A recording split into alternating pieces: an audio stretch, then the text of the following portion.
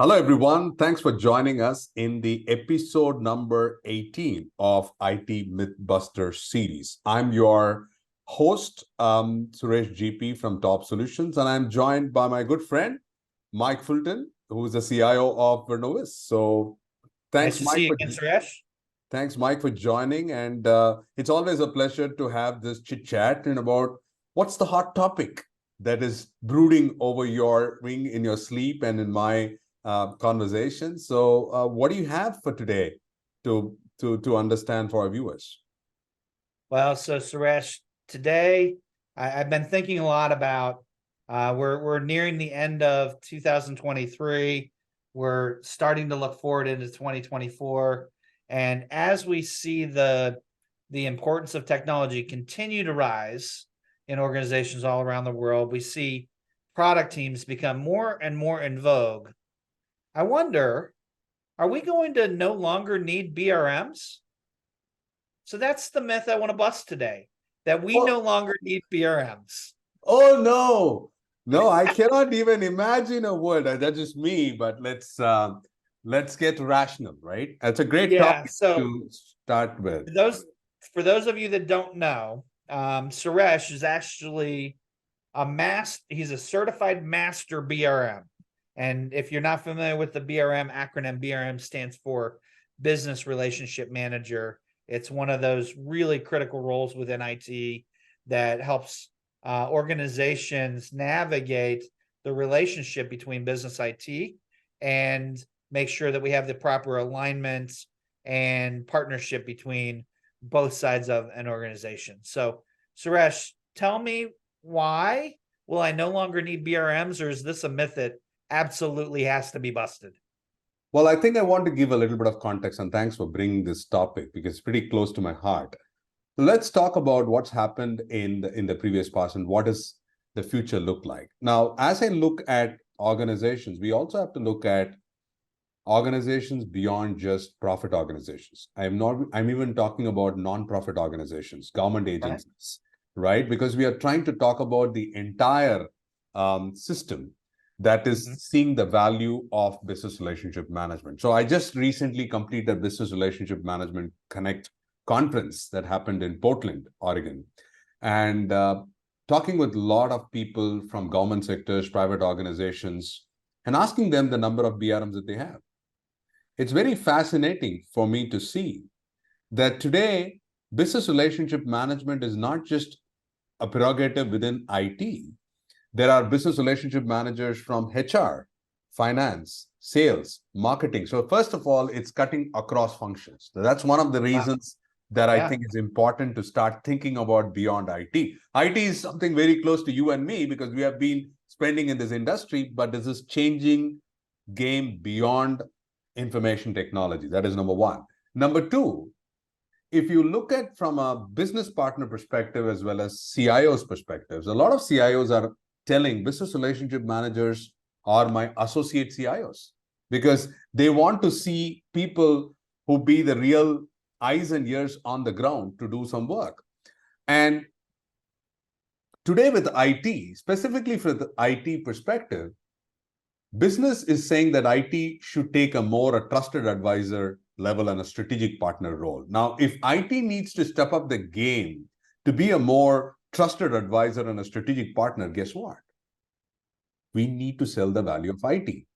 Now, many times we in IT, we seem to be more modest. We don't want to blow our own trumpet, Mike, and we don't sell the value of IT. So you need someone like a BRM to be a storyteller. That's my kickstart of the context, but I'll allow you to ruminate some of those aspects of what we talked about.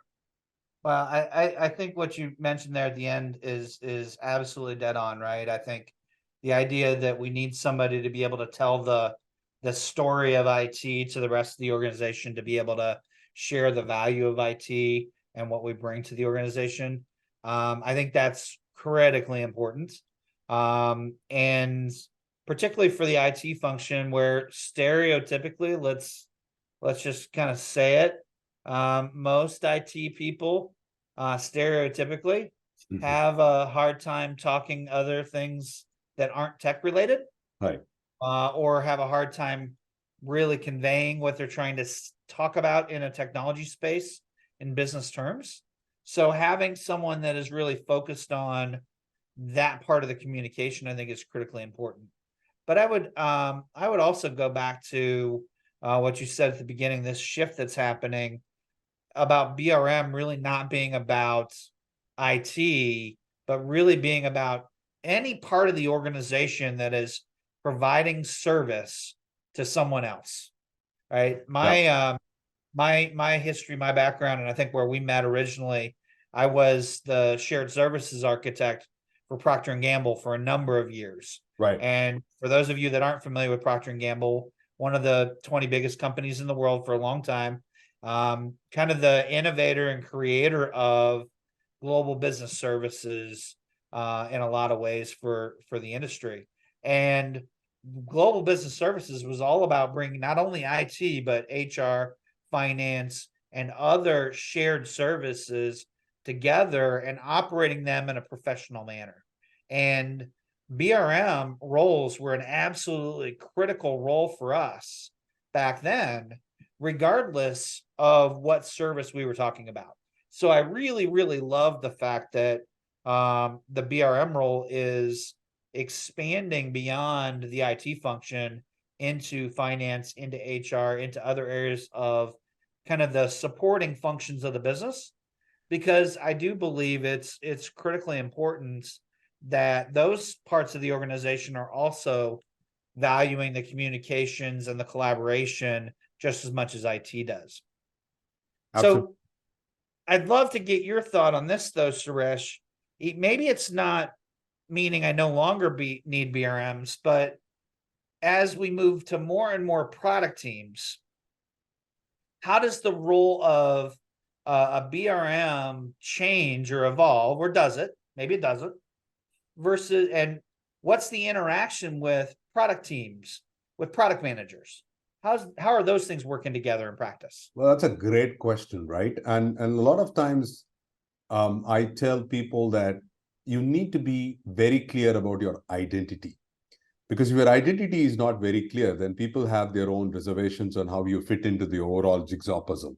So the whole premise of understanding what is your role of a BRM, but also in the context of a product organization. So we have product owners, we have our product development teams. We are trying to focus on doing agile way of working, be it Scrum, Kanban, Scale Agile framework, whatever be the case to do it. Now, the whole prerogative of the business relationship manager is also to talk about business value and impact. So one of the ways that I think business relationship managers' role are increasingly important is to measure the impact that they're creating with their products and services. When I say impact, I want to talk a little bit about the triple bottom line. So the triple bottom line talks about people, purpose, and planet. Now, one of the things that is going to be emerging, and this is another topic for it, is about the sustainability part of it. So as we start to really look at organization that thrives, not only just for profits, they're also looking at how organizations are making an impact to the rest of the world. So we need someone who would probably look at just not doing products and services, but also making impact. For example, we were doing some of those things. I had an episode with the BRMs in Unilever that we did a dedicated session. And Unilever has got this philosophy where they wanted to impact people. And what they do is they also do a socialization camp to educate people about health and hygiene practices to use their Lifebuoy soaps. So it's much more than just the product and profitability part of it. So I'm also thinking about that the BRM role is going to be pivotal to create impact and sustainable value for an organization's beyond. So that's one area that I think is going to be important because we are talking about 2024 and beyond. The second part in your question about product owner is that the product owners are not just focusing on the element of features and deliverables. They are looking at what's the big picture view that I can help my business partners understand the value. So the business relationship manager is going to be the conduit between the business leaders and the product owners to bring in that vision or a dream to reality. Because sometimes the business partners could be highly dreaming about something which is not possible to be brought on ground. So I would say that the BRM sets the tone appropriately for the business leader and the product owner to see what can be done, desirable, to take it forward. So I think they are kind of making the person grounded to make it more realistic and sustainable. So I'll leave it at that. Yeah, so to say it a different way, right? Your business leader wants an outcome. They're looking for a business outcome that they're trying to get. It's the job of the BRM to look at all of the products that are provided by the organization for the business to take advantage of, and to stitch those products together in an appropriate way with whatever additional add-on support, customization, configuration, additional development might be needed to meet those business outcomes, right? Sometimes a single product is enough to meet the particular outcomes that you're looking for, product you already have in-house. Other times, you don't have a product that meets the needs, and you need to go scan the market and figure out if there's something else out there that might be able to deliver against that. So the BRM really has to have that broad understanding of all of the different products inside the organization, and has to be the evangelist, the representative of all of them back to the business leader, and help the business leader really stitch together the right answer to solve whatever the question is that they have and the problem they're trying to solve. Right. So what do you think about this whole area of shifting and seeing if BRM role is going to be still relevant? Wow. I mean, for me personally, I don't think we've done anything to suggest that we ever need another BRM again, have we? No, we haven't. No, I think this is easily a myth that we have very easily busted. I think BRMs are not a lesser important role. In fact, I would say in 2024, the importance of a BRM is going to be more than it's ever been. And so if you've got that BRM or are aspired to be a BRM someday, go to it. This is a fun, exciting role that has a tremendous amount of opportunity to impact organizations all across the world towards, as Suresh put it, that triple vector of, what was it?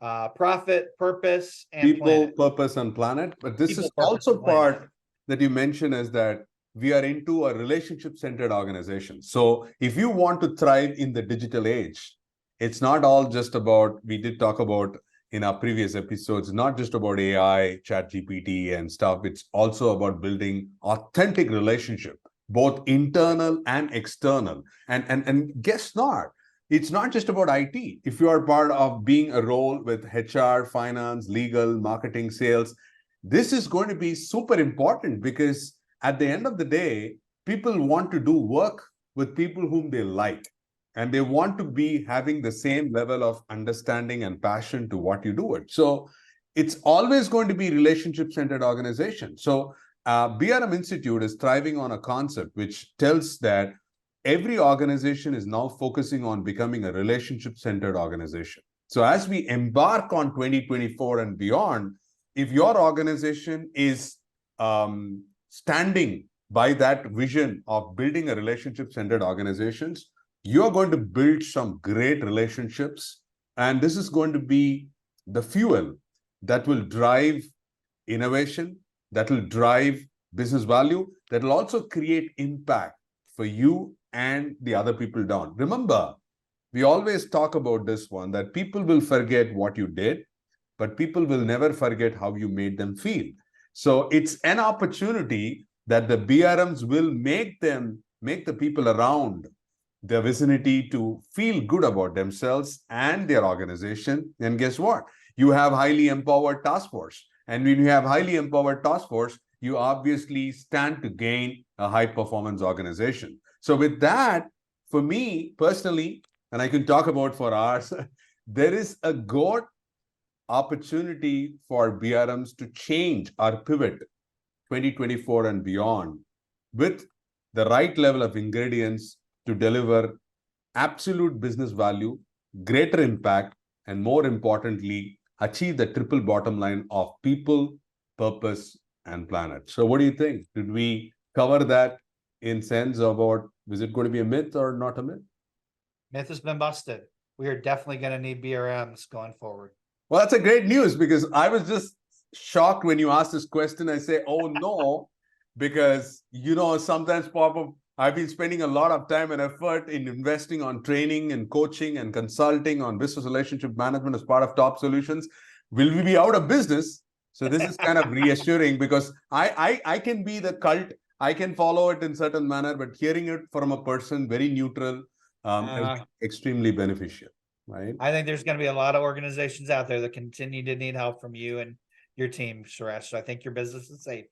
Oh, thank you so much. I hope you all enjoyed this session of the episode of IT Mythbusters. Keep watching these episodes and post your questions, because we are going to pick up questions from the audience, because we want to talk about topics that are increasingly relevant in these topics. And this is such more fun, because it's a power pack session of 10 to 15 minutes that we brainstorm all different pros and cons, but also giving you some practical insights that will help you reassure on the way that you can move forward. And it's been great talking to you, Mike, at this episode of episode 18. And I will look forward to seeing you in our next episode of IT Mythbusters. Always good chatting with you, Suresh. Take care. Thank you so much, everyone, and keep watching and keep subscribing to our channel of IT Mythbusters. I'm your host, Suresh GP, along with my co-host and partner in crime, Mike Fulton. Thank you so much.